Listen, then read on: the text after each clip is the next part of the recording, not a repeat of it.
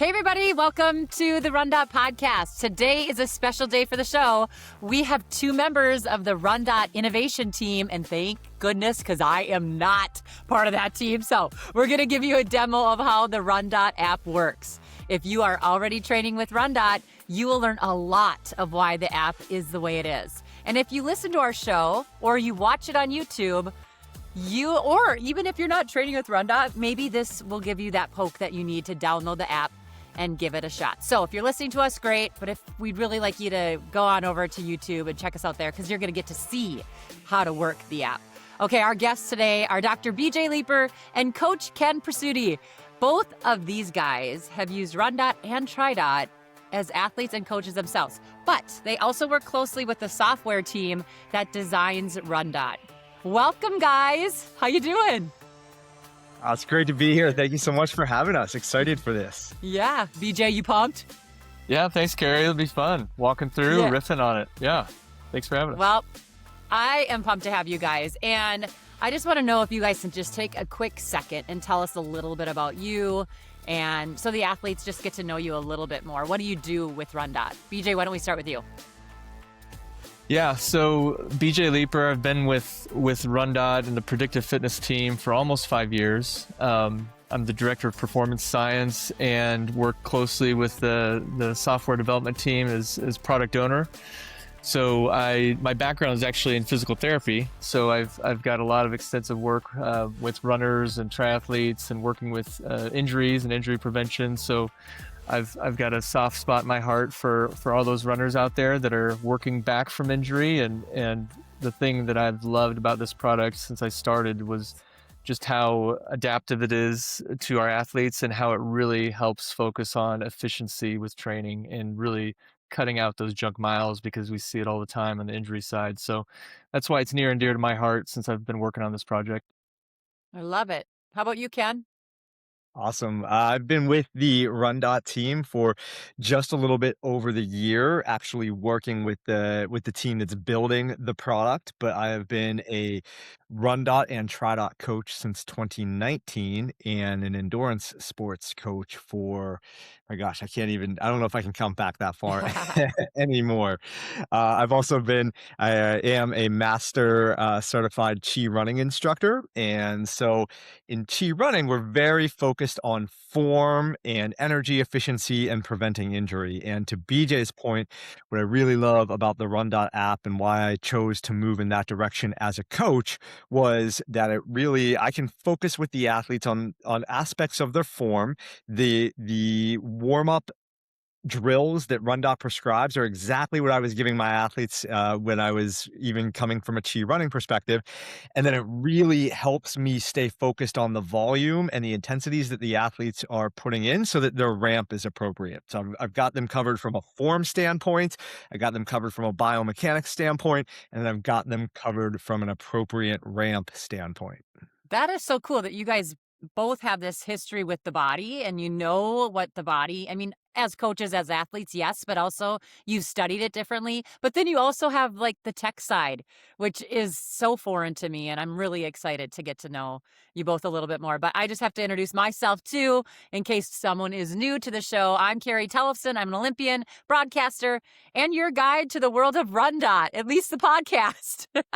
We treat each show like any good workout. We'll start with a warm-up question. We're going to settle into our main set questions, and then we'll wind things down by having our coaches answer an audience question on the cool down. Lots of good stuff today. So let's get after it. This is the RunDot Podcast, the running show that brings you world-class coaching with every conversation.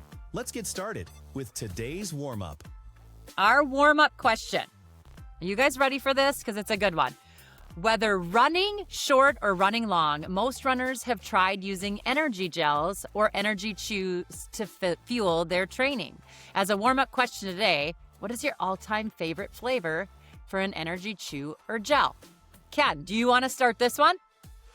Yeah, absolutely. It's got to be the Cliff Blocks, the salted watermelon. It's the go-to every single time. A salted watermelon? Yes. I have And not maybe tried that one yet. I don't know what it is. It's just so much better than all of the other flavors. And maybe it's that little extra salty. Like I like salty when I'm Yeah. working out. Yeah. And so I think that's what gets me through all those long events. I like it. BJ, how about you? It's funny because when I first got into running, it was my wife talking me into a marathon. We did the Twin Cities Marathon back in, I think it was 2007. And at that time, I don't know if you guys remember, I don't know if they still even do it, but Jelly Belly made sport beans, which was Yes. like, it was this entry into the performance fuel scene. And my wife talked me into running this marathon with her, and she said you could try these Jelly Belly sport beans, and that was like my carrot that she was Yeah. dangling to get me into it. And it was like the lemon lime flavor has always been my favorite. So even going all the way back multiple years, almost 20 years now, to the Jelly Belly sport beans, like that was my foray into like taking a chew or in gel or anything like that for running. And still to this day, it would be this textbook lemon lime. I'm kind of a plain Jane person, but the lemon lime's my thing. With you. I like the fruity taste. Like, just give me something that wakes me up a little bit. I don't really love the chocolatey flavors during a workout or a race. I'd rather keep that for after. But I do love the Jelly Bellies. But you know what I heard? Randy Zuckerberg is going to be on the See Tally Run podcast, my podcast that I started a long time ago, and she was just talking about how she likes to eat Peeps. She doesn't even have all the fancy stuff. I mean, with that name, she could have anything she wants, right? But she likes good old Peeps. She said there's a good balance of sugar and carbs and all the things. So that might be a new thing that someone wants to Wow. try. I I know. think we're in the season as well. Yeah, We it's So peep are, season right definitely. now. There's all it's kinds of decent. Peeps. Dr. Yes. Pepper, there's like all kinds of good things. But hey, audience, we want to hear from you as well. We'll ask this question in all the RunDot social media accounts. I'm curious to hear, what is your favorite flavor for energy gels or chews? Find us on all of our socials and let us know. Let's go. Okay, guys, we're heading into the main set now. This is where we're going to get down and dirty on the app. So, the first question: what do you guys think about this app first and foremost? I mean, there's a new version this year. So I am on the app for the first time. I just got my account set up, and I'm excited to learn from you all. Before you guys show us the app, talk a little bit about the innovation team behind it, the new app, and all of that jazz.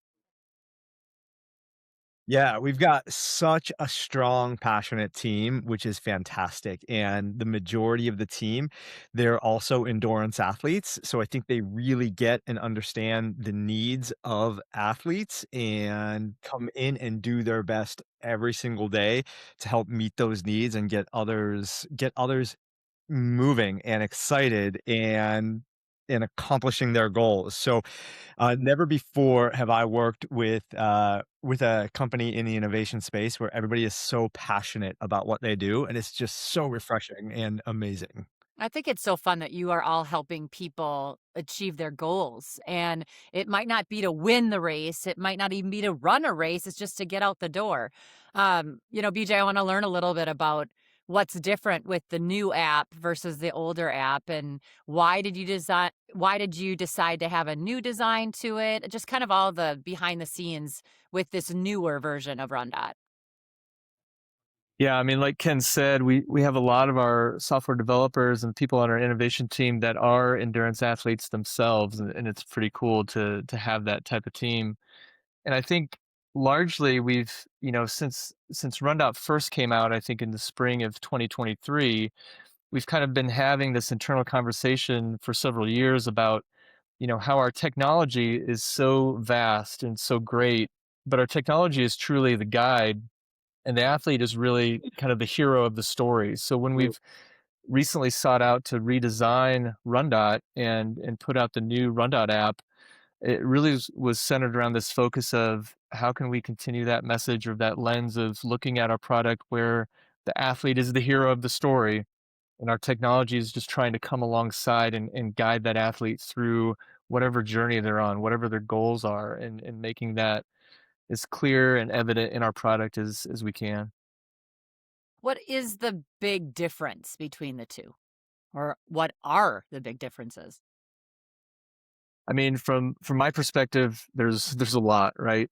I think one of the biggest things is leveraging the modern technology. Man, our technology in the world is just moving at an astronomical rate, and so we wanted to make sure we leveraged our new technology that's at our fingertips with this modern app look and feel. And that was the big impetus for also moving in this direction of redesigning and making this new RunDot mobile app. Outside of that, there's so many new features as far as just improved flexibility, navigation. We've got new social feature elements because, as we know, like especially with running, it's such a community sport and there's just such a camaraderie, and we wanted to bring that into the product as much as we could. And so there's some new social features that you'll find with the new RunDot mobile app that's really unique and cool that our older app did not have. Yeah. Oh, cool. Okay. Well, oh, Ken, we're going to have you show us, but yeah, chime in on that.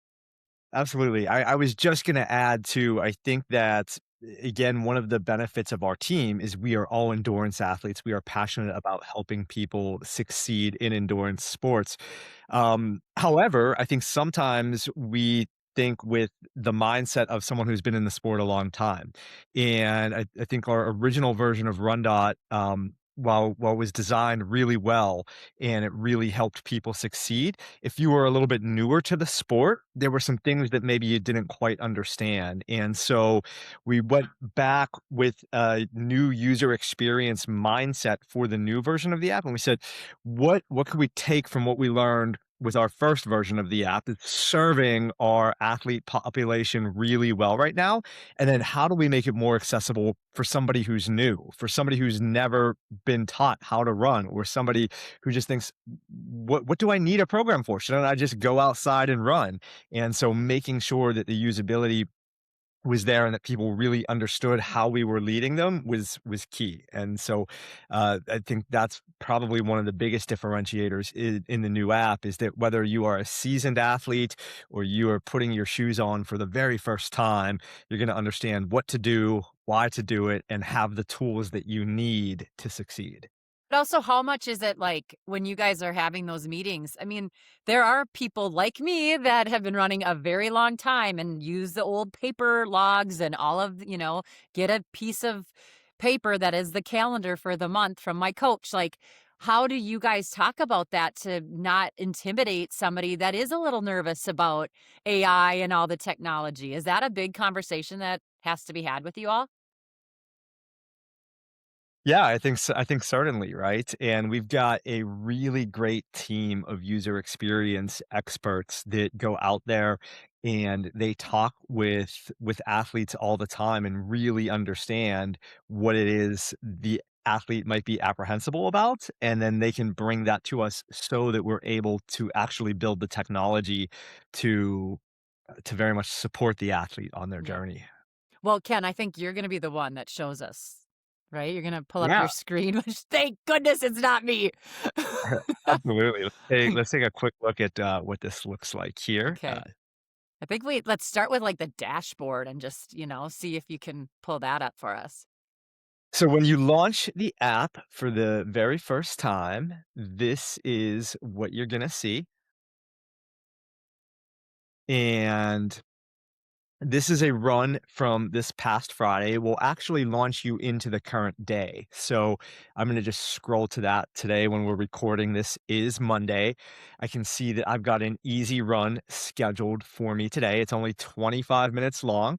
I know what the weather is going to be when this run is planned at 7 a.m. Now I'm going to update that because obviously we are past 7 a.m. and I have Mhm. not done my run yet. Been Yep. super busy. But what's really great about this is that when I open up the workout itself, and if right now I'm in Pittsburgh, Pennsylvania, so I'm not going to see a lot of changes when I update this time, but let's say it's the middle of summer and it's the difference between 7 a.m. and 12 p.m. is maybe going to be 20 degrees. The system is going to recognize that, and it's actually going to adjust my targeted pacing and my targeted heart rate goals so that I can continue to keep this as an easy run and I don't overdo it. Now, I'm assuming because we're on a running podcast that a lot of folks might know the difference between easy runs and hard runs and the different energy zones. But even though we make those assumptions, a lot of times people still don't, right? And so the biggest thing that I notice when I am working with my athletes is that they don't go easy enough on their easy days. They don't go hard enough on their hard days. And being able to have RunDot provide updates for what the target pacing should be helps them make sure that they're going to have the physiological responses that they want to get out of their training and therefore make the right progress faster. So it's really cool that we're able to figure out where are you, what are the temperatures like for your specific physiology, what zones do you need to run in, what paces should you be at, where do we want your heart rate, and then that's gonna give me exactly the targets that I should have. And then to make sure that whether you're working with a coach or you're a self-coach athlete, how do you know if you hit the target and how do you get better next time around? So I'm gonna go to one of my workouts from Friday. This was a long run that I did, and you see there's a Trainx score that's associated with this. I hit this pretty well. I'm a little bit proud of myself. I got a Yeah. 95 on that. And I'm gonna open that up, and you can see in here, it's gonna show me where I ran. It's going to show me the heart rate zones, the pacing zones. I can zoom into these and really take a look at what my cadence was during that if I wanted to.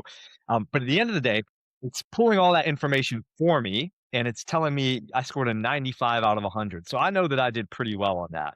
Now, let's say that I didn't do so well. Maybe I actually went too hard, Mm. or maybe I went too slow.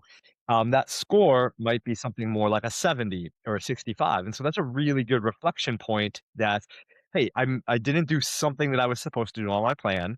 Let me dive into that, be a little introspective, figure out what that was so that I can learn better and move forward on my next workout. And so that feedback loop is so important for athletes, whether you're coached or uncoached. And so we really try to put that front and center for our runners. Ken, this is all in well, right? Like it's so cool, all this stuff. But do you ever get mad at the app? Like, not no one wants to see a lower number. Yeah, I mean, of course, like, I open the app and I'm like, "What the heck?" And I'm ready to throw my phone, Yeah. but then I've gotta say, "Wait a minute, it's not the app's fault that I didn't do the workout that I was supposed to do," right? Yeah. And so, I try to be a little bit more introspective and really understand what could I bring to the table better. It's just like when my coach tells me, right? "Ken, you missed 3 of the 4 intervals that you were supposed to have." I don't go Right. punch him in the face. I say, "Thank you for that feedback. Let me think about how I will apply that to my 4th interval." So Yeah. that's where I'm at. There's been a couple times where, coach probably was a little scared with me. I got a little ticked off at him, but I don't know if I would throw the phone. So yeah. Yeah. Yeah. You're only hurting yourself, right? So, Yeah, um, exactly. but it's great, and that's the real key is that we wanna build in these feedback mechanisms. So whether you want to dive super deep into your cadence and your ground contact time and your heart rate variability or your heart rate drift and how that looks on each interval, or you want to say, you know what, I don't know what any of that means. I just need to know, am I moving in the right direction or am I not moving in the right direction? We've got those tools built into the app for you. So whether you're that advanced athlete or you're just getting started, we really try to provide that feedback so that you can learn and grow with the app. Mhm. BJ, what are your thoughts? Like when you're looking, and obviously we know you know everything about it. So what else do you want to tell us about the app? Yeah, one thing here is you guys are hitting on, the TrainX score, those little gamification elements that we've had within the product for some time now. Everybody's a little different with those. The type A athlete will definitely care and definitely get frustrated if they don't hit that on the spot with the 100. But I remember, like, one of the big things is we look at these screens here, Ken sharing, and it's specifically showing the temperature and humidity of the planned session and then getting that feedback. Like, one of the things that highlights, and it was really one of the big aha moments I had when I was an athlete, even using the product before I started working on the team, was the technology of in what we call EnviroNorm or environment normalization, which basically takes into account the temperature and humidity and elevation of where you're training. So not only can we help you dial in what your paces should be for the projected weather on the day, but the place I had the biggest aha moment with this technology came way back when I think 2014 was when we first developed the technology, or when predictive fitness first developed the environment normalization technology. And I was living in Kansas City at the time, and I remember I was really getting into running. It was kind of one of my things. Like I mentioned, I'd just done some marathon work with my wife, and I was really getting into it. And I'd met Jeff Booher, the CEO and founder, who had just started working with this technology to help improve training and optimize training. And I remember being at a track, and I was feeling really fit, like I'd been working with the training for some time. And I remember thinking that, okay, I was gonna just knock my 5K threshold test out of the park because 'cause I'd been really, committed. And I got to where I finished the run, I saw the raw score on my watch, and I was, like, 30 seconds slower than what I had anticipated I would hit. I was trying to hit this goal, and when I got home, I plugged the data in to the program, and I was super frustrated. I was feeling defeated, like I was 30 seconds slower than where I had hoped to be. And when the program actually took the data and normalized it based on the environment using the temperature, humidity of the day, I actually had an improved threshold test compared to where I was based on the technology that we applied to it. And so those are the things that, will give you those aha moments when you're using the app, and having that be in a gamified way, like attributed to TrainX scores, and then not only that, but showing your projected pacing strategy based on your environment that you're in. It's just so cool how you can leverage that and actually see the improvement, whereas otherwise I would have been defeated and just trying to push myself way too hard. Yeah. Kind of takes the guesswork out. Yeah, absolutely. So let's kind of dig a little bit into what we see before, during, and after a workout. Can you do that for us, Ken? Yeah, absolutely. So let me show you again that workout that we've got scheduled for today since I haven't yet done that. So this is the home screen when we come in, and then you can move into what we call the daily workout screen by clicking on the card, and that's going to open it up.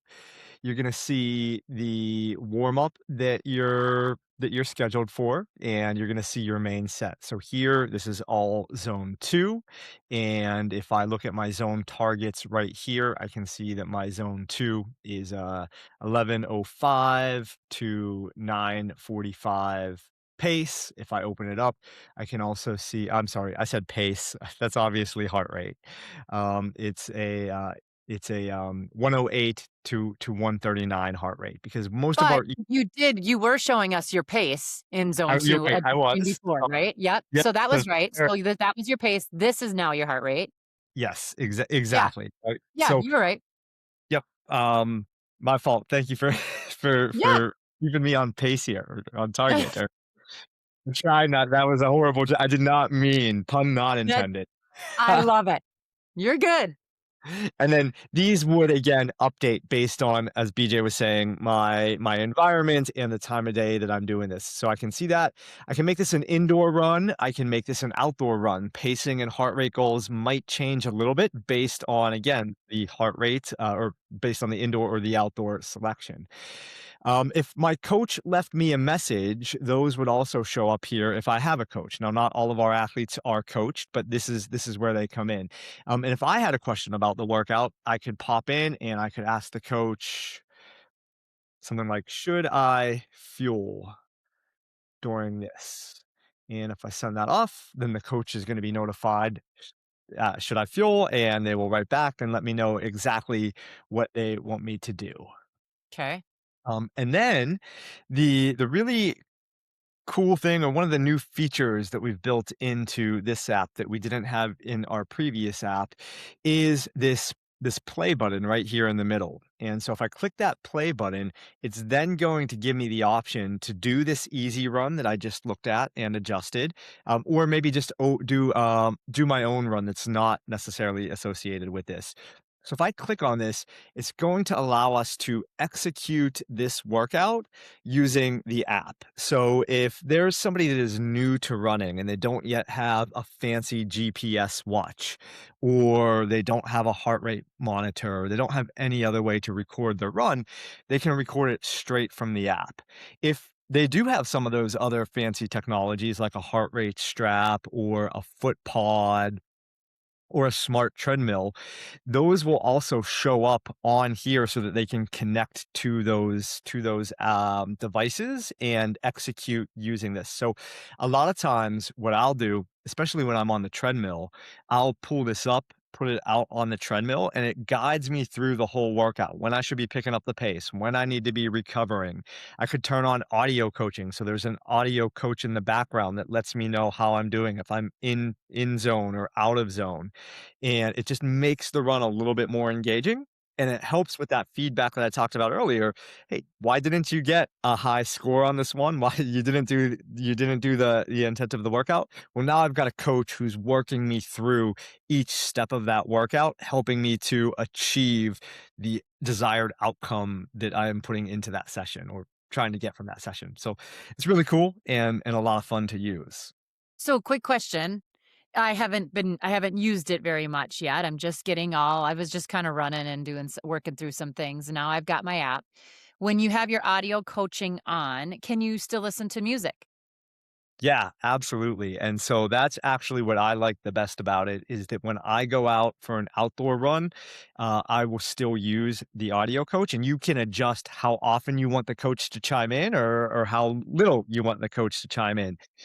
So I try to not carry things in my hand. I've got a pouch for my phone. I've got my headphones on. But now I don't even have to look at a watch. I've got my music going.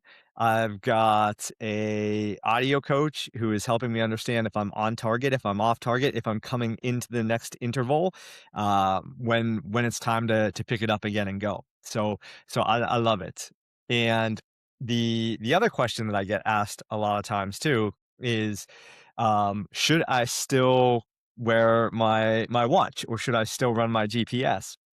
I think it all depends on your trust levels, right? Mm. And what I mean is I think that as athletes, we think that, the GPS watches are so good that we live and die by the numbers that are on there. But honestly, the technology in today's phones, the accelerometers that exist, the GPS receivers, they're actually more detailed than what we get on a lot of our watches and even watches that are just a few years old. So, I definitely encourage folks, take that leap of faith. Use the app to record your workouts, right? And see how it compares. Because I was shocked the first time that I used mine, and I was, always consider myself kind of a watch snob. And like, wow, the Mm. data on this is really good. We're not dropping satellite signals. There are far more data points that are recorded with each and every run. And then quick question for some people that might not know this or really do not get like phone technology and things like that. They can leave their Wi-Fi on, right? They just head out the door and then that'll pick it up, in wherever the internet is picked up. Yeah, But you don't have to do anything in your settings. You just start your app, you that's open it right. up and hit go.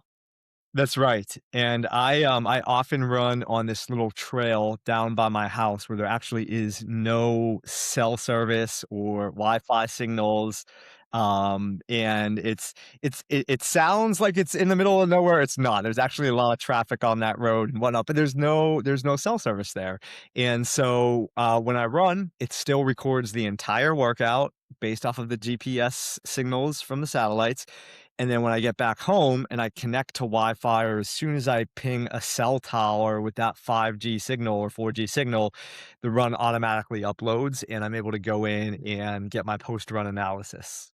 That's great. I love And then that. most Okay. importantly, Yeah. post-run analysis, maybe Yes, I was it's gonna hit say that that. share button so I can send it to Instagram so all my friends can see that I did my run.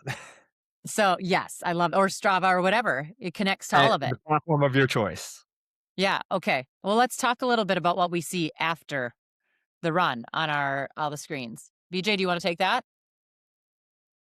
Yeah, and I was just going to highlight one thing to piggyback off of the in-app execution feature here is that, I thought originally when we were designing this product, I was like, well, most athletes that love their GPS watches, myself included, I don't know if I'd ever use that in-app execution feature as much, but I find myself, like Ken alluded to earlier, like I find myself really loving it for indoor runs. I'm up here in Northwest Montana, so I'm on the treadmill a lot during the year, just inside, and it's really actually nice for me to have a visual where I can pull it up on my phone, record from my phone, and actually have the visual of the segment intervals that are coming up, like some athletes that are maybe familiar with cycling, maybe they've used Zwift or leveraged that even for their running, just to have a visual of what they're looking at when they're training.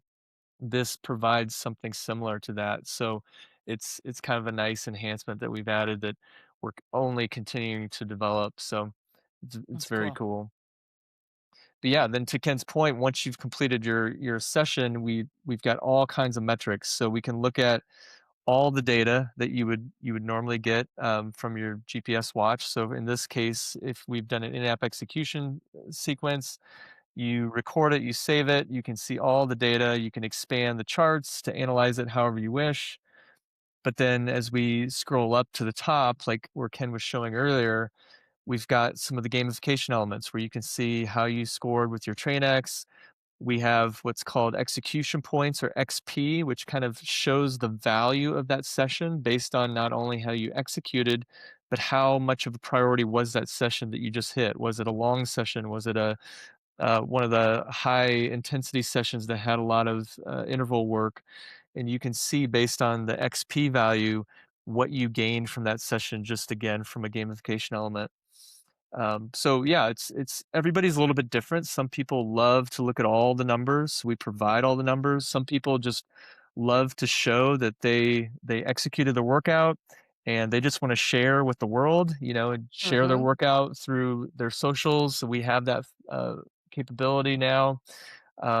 So whatever it is that you love to do, if you just love to show that the workout was completed and see it on your calendar, like your training diary, we have all that as well. So Hmm.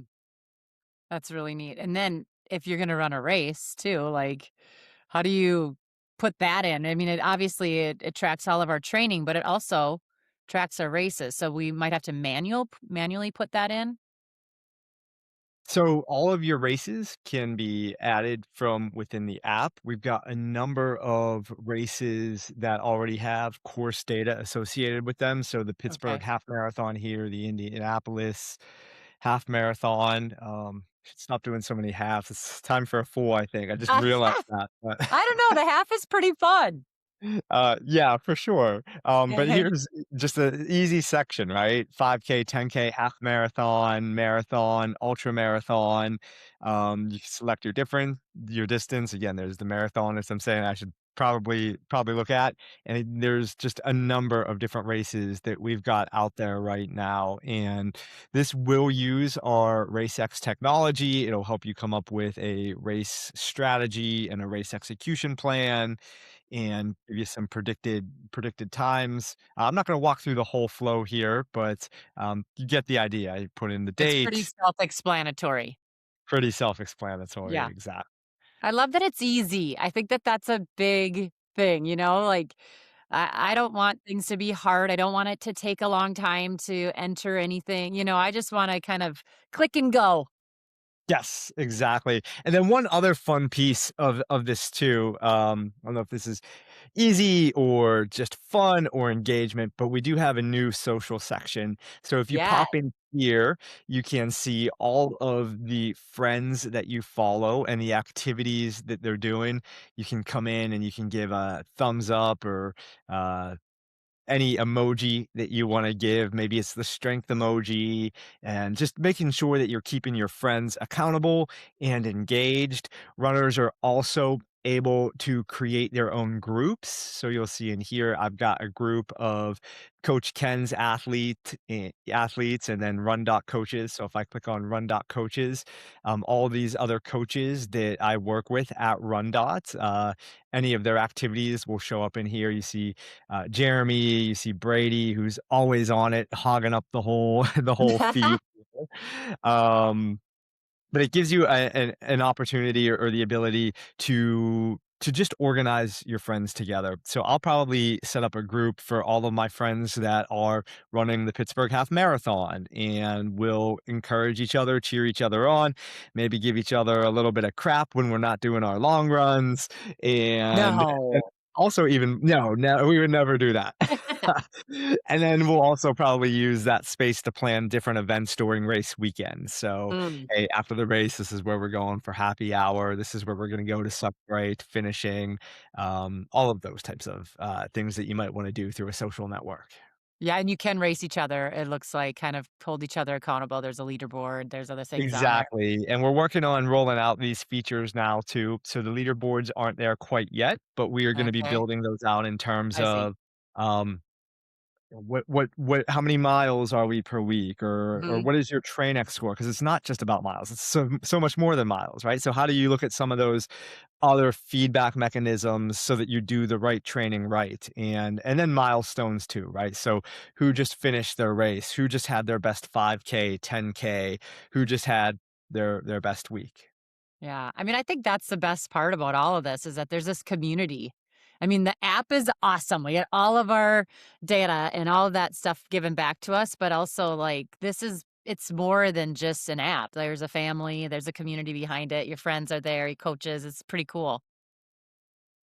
I think that's the key and why we wanted to bring more social elements into the app is that, many of us that got into the sport just love the community, and that's really what gets us hooked, and I think the ability to kind of bring in that vibe into the product, any way you can do that. It's obviously not the same as being in person with people, but when you're operating in a virtual world, as many of us are, it does create that feeling. And so as much as we can recreate that feeling, that's what we want. So kind of a quick question here, or maybe it isn't, but I love to do workouts with my dad on the treadmill next to me because we can do our own pace, we can kind of do our own thing. Can you do that with RunDot? Can you do the same workout at the same time with someone? And not necessarily do you need to see what they're doing, but is there a way, like, can you figure that out? Or is that something you just do afterwards? Yeah, that's a great question, and I think you gotta think about what the intent behind that might be, right? So I've got a group that we all like to do our long runs together on Sundays, and part of that whole training experience is working with that group. So we make it very simple to set the preferences for what days of the week you like to do what types of runs. So I might come in and go to my settings, and let's see my training preferences and just look at my actual schedule. And so here you can see my long session right now is set on Saturdays, and then I've got an intense session that's set on Wednesdays. But maybe I start training with a group and we do track Tuesdays, and so I want that to be my intense session. I'll move that over and make sure the intense session is there. So it's very easy to manipulate where you want your different workouts. Now, in Yeah. terms of the workouts themselves, my intense day is probably going to look a little bit different than BJ's intense day because we're training for two different things, or maybe in BJ's case, not training for anything. Yeah. I call them out whenever I can.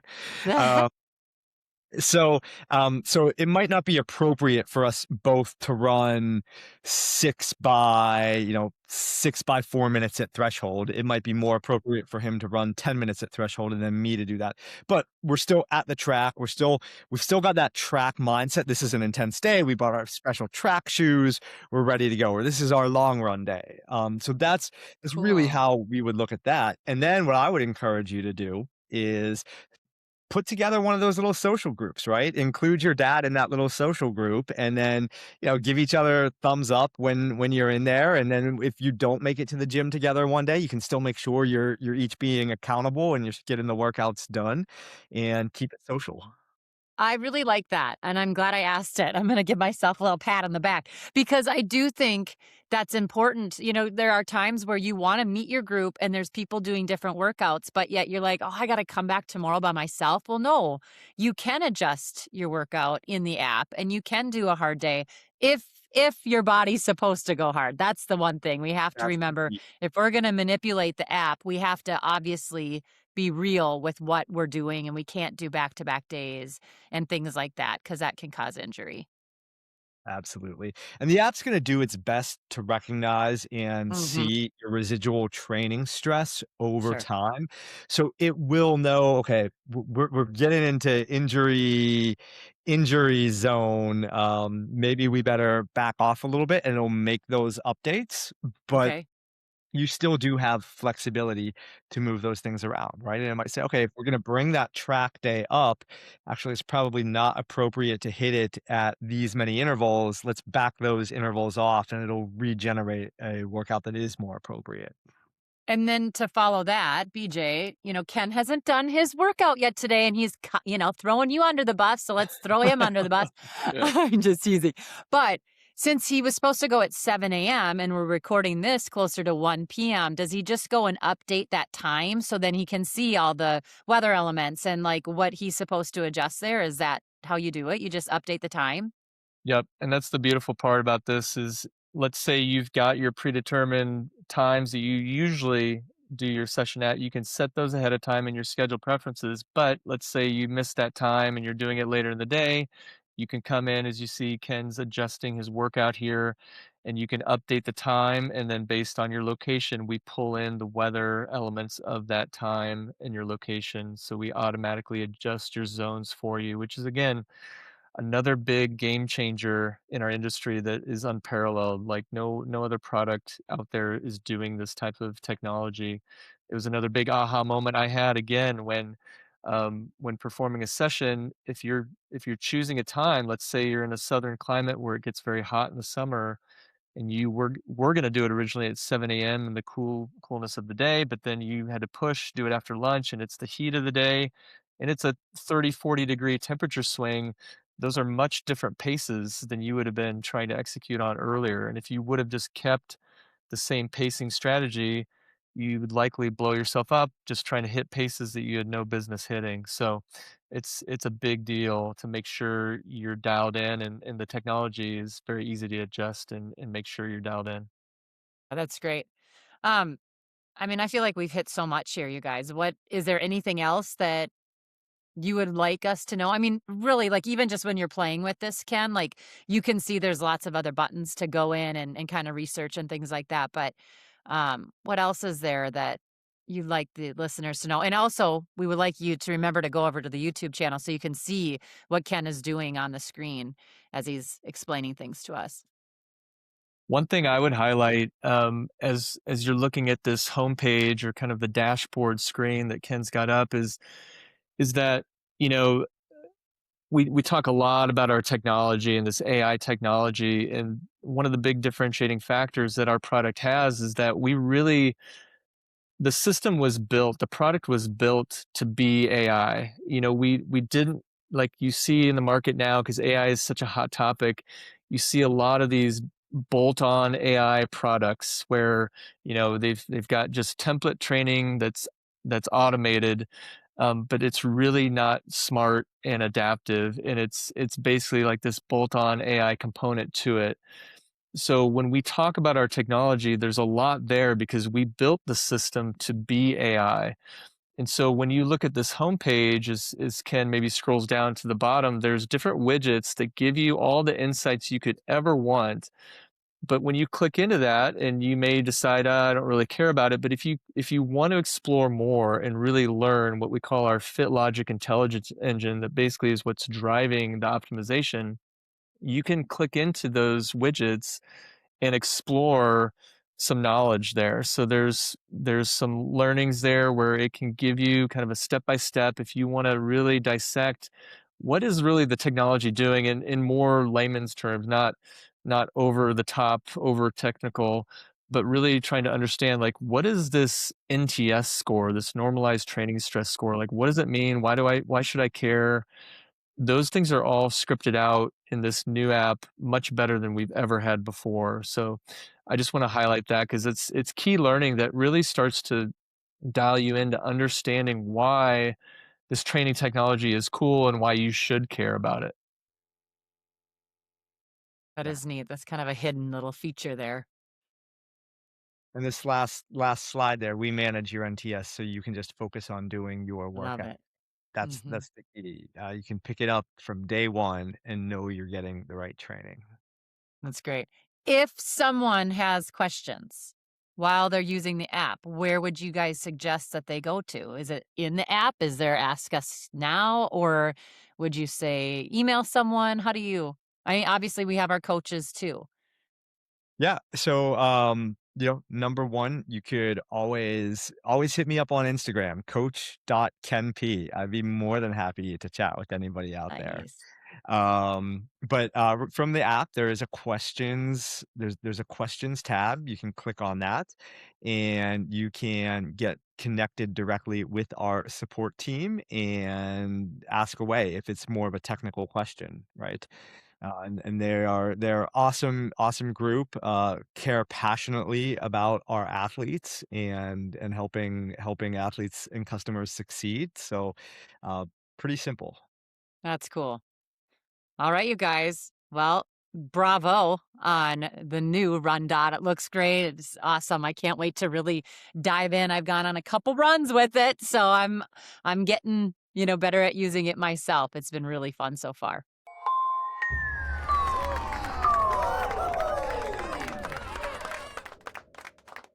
Are you ready for the cool down question? You can't go yet, BJ. We have the cool down question. I'm All ready. right. Bring it.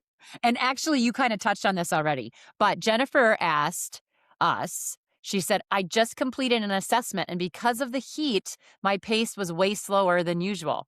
Now my dot score is in building when I used to be an intermediate. How can this be reversed or updated since my new paces are way too slow? BJ, do you wanna take it? Yeah, and it really depends. Like with the data that we pull in, it depends on if it was a manual entry or not. Like if we have data files, if your data files are synced from your assessment and your effort, we already know the environment variables from that day, the temperature, humidity, the elevation. So if we take that into account with your paces, even if they were slower, the odds could be that you are actually your normalized data is much better than you might have thought. And so I think the key to that is making sure when you're plugging in, if we did not automatically detect that file and it didn't automatically sync, which it should if you're connected with the device. If you're not connected with your device and you're manually entering your data, make sure you've got the environment variables of that day appropriate. Because once we have that information, we'll be able to properly prescribe your zones. And my only caveat to that is if for some reason it still is not looking correct, make sure you're looking at that assessment and verifying that all the data you have input or what we have characterized for you is correct. Yeah, there's an easy way to view and look at all the details as Ken has pulled up here and update those threshold um, data points as needed. Ken, Yeah. did you guys say is there something in your profile? How did you do that again? Yeah, so just from the homepage, it says dot score. You can Okay. click up the dot score.